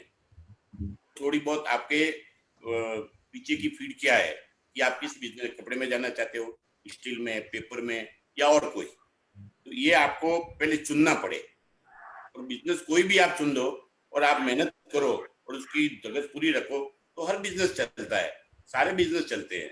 ऐसा कुछ भी नहीं है मैं कपड़े में आ गया इसलिए कपड़े में रहा, और बाद में मेरे को सोचा कपड़े तक कहाँ से मित्रों, हम स्टार्च में गए तो आज स्टार्च को भी हमने खूब अच्छा चला दिया। फिर तुम स्टोन में गए तो स्टोन भी हमारा चला, मिनरल वाटर में गए तो वो भी चला। और मैं तो चाहता हूँ आज भी और कोई मैं बिजनेस चालू कर दूं तो मुझे पूरी उम्मीद है कि मेरा वो भी चलेगा। क्यों, इतनी धगस होनी चाहिए। और बच्चों को प्रोत्साहन देना, एक ही कहता हूँ, घाटे नफे की घबराओ मत, तुम्हारे को तो क्या फर्क पड़ने वाला है। तुम इस बंदे को देखो जिसको बहुत फर्क पड़ता था, उसने भी कभी चिंता नहीं की। अब तो तुम्हारे पास भगवान का दिया हुआ बहुत कुछ है, कल कुछ थोड़ा ऊंचा नीचा भी हो जाए तुम्हारे कुछ फर्क पड़ने वाला नहीं है। इसलिए तुम बढ़ते जाओ, न कोई घाटा, भगवान की मेहरबानी कभी ऐसा मौका मिला नहीं, और मैं कभी डरता भी नहीं। ऐसा है, ऐसा कोई भी धंधे में आप जाओ, अपने में एक जो भेड़ चाल चलती है, ये काम करता है, दूसरा करता है, तीसरा करता है, ऐसा नहीं। लीक से हटकर काम करो और उस काम का पूरा आप होमवर्क करो तो जरूर उसमें सक्सेस होंगे। उसके लिए आपके पास फाइनेंस की क्या फैसिलिटी है, वर्किंग फैसिलिटी क्या है, आपके पास में हैंड्स कितने हैं, वो देख करके काम करेंगे तो जरूर सक्सेस होंगे, इसमें कोई बात नहीं। लेकिन एक आदमी कोई काम कर रहा है उसी ढर्रे पे चढ़ने की कोशिश मत करो, कुछ अलग रास्ता बनाओ अपना। ओके, अभी मेरा आखिरी सवाल है आप दोनों से कि अगर समाज में आपको कोई एक चीज बदलनी हो तो आप क्या बदलना चाहोगे? गायत्री साहब पहले आप, अगर समाज में कोई बदलना चाहते हो आप कुछ भी। मैं क्या बताऊं साहब, समाज के अंदर तो बदलने की बहुत चीजें हैं। कुछ लोग तो क्या है, काम करने में विश्वास करते हैं और कुछ लोग उसके अंदर अड़चन डालने का इशारा करते हैं। सबसे बड़ी बात यह है कि कोई फंक्शन होता है ना, उसके अंदर हर चीज के अंदर हाँ कर देंगे और काम कुछ भी करेंगे नहीं, खाली कमिटमेंट करते हैं, काम नहीं करते। ऐसे काफी लोग हैं, बहुत कम लोग ऐसे हैं जो कमिटमेंट के साथ में काम भी करते हैं। ऐसे आदमियों की जरूरत है, खाली झूठ का किसी को आश्वासन मत दो। मेरा यही आपसे पुखराज जी साहब, यही सवाल आपसे भी है कि अगर आपको समाज में कोई एक वस्तु बदलनी है, कोई एक चीज बदलनी है तो क्या बदलना चाहेंगे आप? देखो सब, समाज को बदलने की जहां तक बात है कि समय के साथ चलना चाहिए, और समाज में जो रीति रिवाज है उनकी बहुत अब पकड़ रखने की नहीं चाहिए। क्यों कि पकड़ रखने से पकड़ टूट जाती है। जो आज का समय चल रहा है, आप बच्चों को अपने प्रेम से, अपनी समझावट से आप उनको समझाओ तो वो हर बात आपकी मानेंगे, ऐसी बात नहीं है।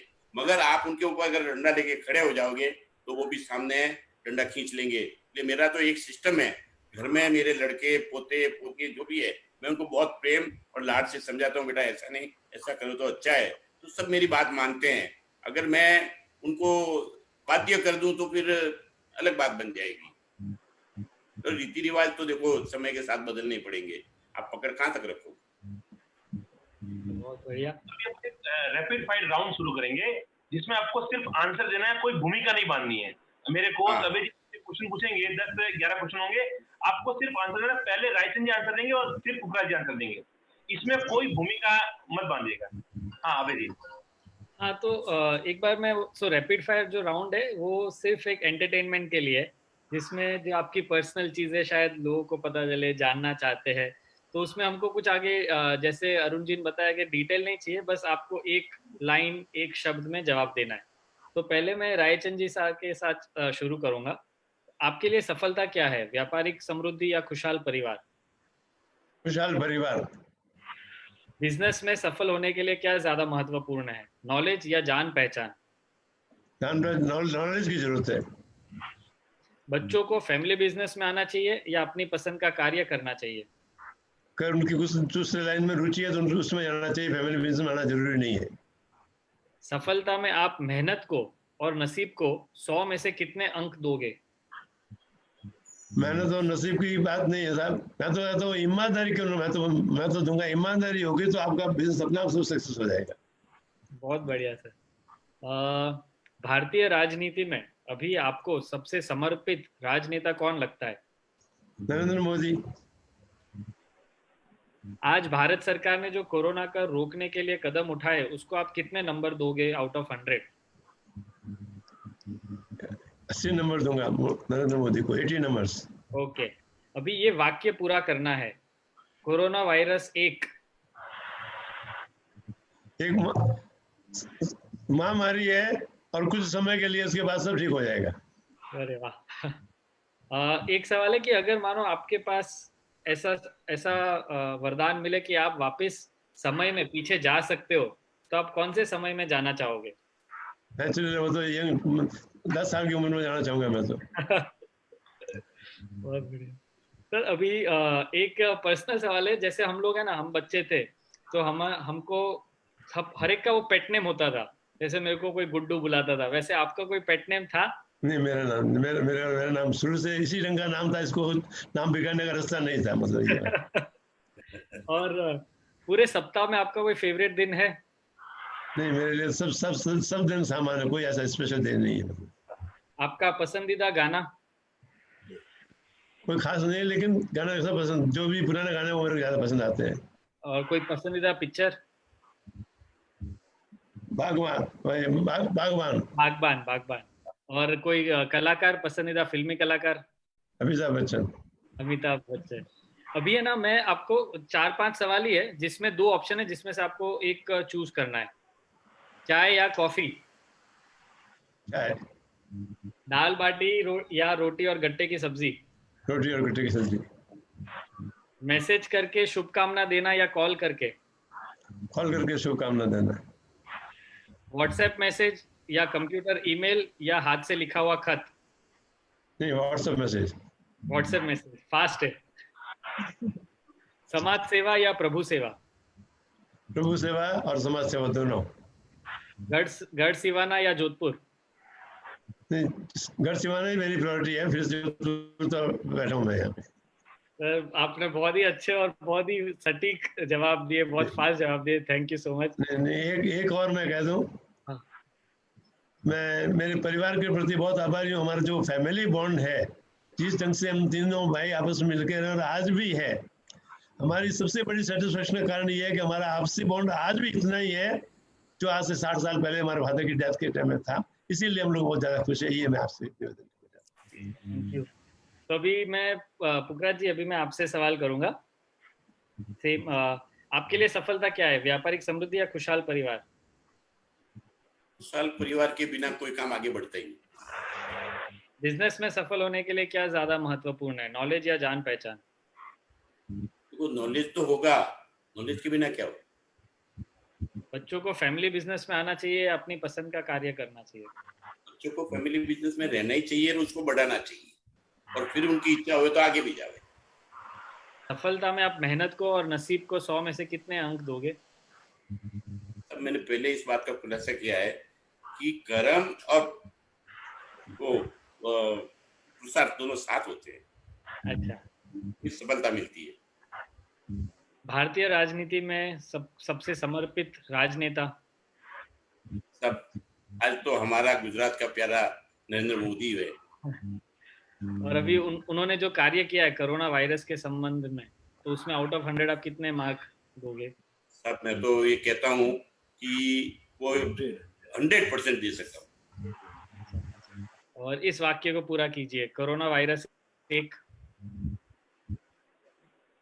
कोरोना वायरस एक आगे आप वाक्य पूरा कीजिए, कोरोना वायरस एक। परिवार के साथ कोरोना वायरस ने तो वैसे तो एक बीमारी है और अच्छा, हमको साथ परिवार के साथ रहने का एक मौका दे दिया है। बहुत बढ़िया सर। अगर आप समय में वापस जाने का मौका मिलता है तो आप कौन से समय में जाना चाहोगे? कहाँ पर? अगर आपको ऐसे वरदान मिलता है कि आपके आपकी जिंदगी के कोई समय में वापस आप जा सकते हो तो कौन सा समय में आप जाना चाहोगे? કેટલા સાલ सब समय मतलब કયા જિંદગીનો કયા એવો સાલ છે જેમાં આપ પાછો જાના ચાહો? हाँ बचपन में बिजनेस नहीं देखो सब ऐसा है, मैं तो एक लाइन बचपन की तरह रहूं तो ही मजा आता है। अच्छा जी। आपका पसंदीदा कोई गाना? अब मैं लगभग धार्मिक गाने गाता भी हूँ और सुनता भी हूँ। धार्मिक में आपका कोई पसंदीदा गाना?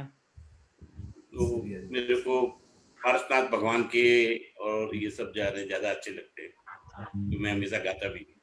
और पसंदीदा पिक्चर कोई? तब मैंने 25 साल से कोई पिक्चर देखा नहीं। 25 साल पहले की कोई याद हो? 25 साल पहले देखा होगा, अभी पता नहीं, शुरुआत में तो मैंने नवरंग देखा था, उसके बाद का पता नहीं। ओके।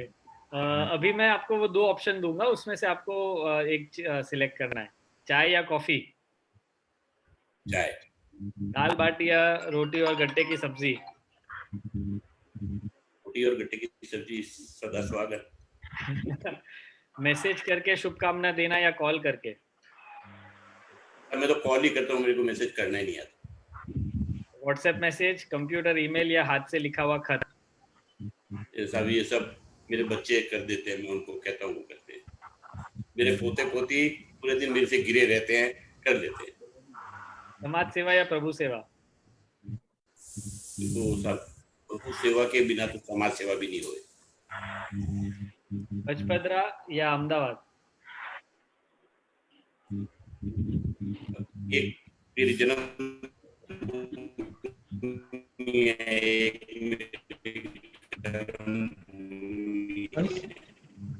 दोनों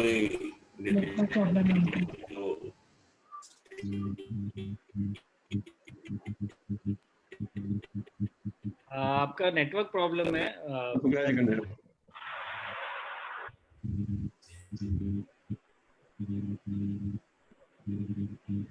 अरुण जी, मेरे तो सारे सवाल हो गए। मैं आज से मैं अपने आप को बहुत बड़ा भाग्यशाली मान रहा हूँ कि हम 2 बहुत ही अनुभव लोगों के साथ बैठे थे, हमने काफी चर्चा की और होप करता हूँ आपको ये सेशन पसंद आया होगा। मैं अगेन आप दोनों का जैनम परिवार की तरफ से बहुत बहुत आभार व्यक्त करता हूँ कि आपने अपना कीमती समय निकाला हमारे लिए। धन्यवाद। और सभी दर्शकों को भी धन्यवाद कि आपने हमको सुना, और मेरे को होस्ट अभय जी को भी बहुत बहुत आभार। मैं बता दूं कि अभय जी ही एक व्यक्ति ऐसा है जो सभी सेशन, जैनम के जितने सेशन है सब में अवेलेबल रहते हैं और पूरी मेहनत कर रहे हैं इसके लिए। तो हम पूरे जैनम परिवार से इनका हार्दिक अनुमोदना भी करते हैं अभी इस माध्यम से। जय जिनेंद्र और धन्यवाद आप सबको पुनः एक बार। मैं भी जैनम परिवार का बहुत बहुत आभार व्यक्त करता हूँ, आपने हमारे को ये मौका दिया और सब लोगों को जुड़ने का मौका दिया। मेरा चुनाव कैसे किया, मैं टेक्निकल प्रॉब्लम आ रही है पुखराज जी साहब के यहाँ से।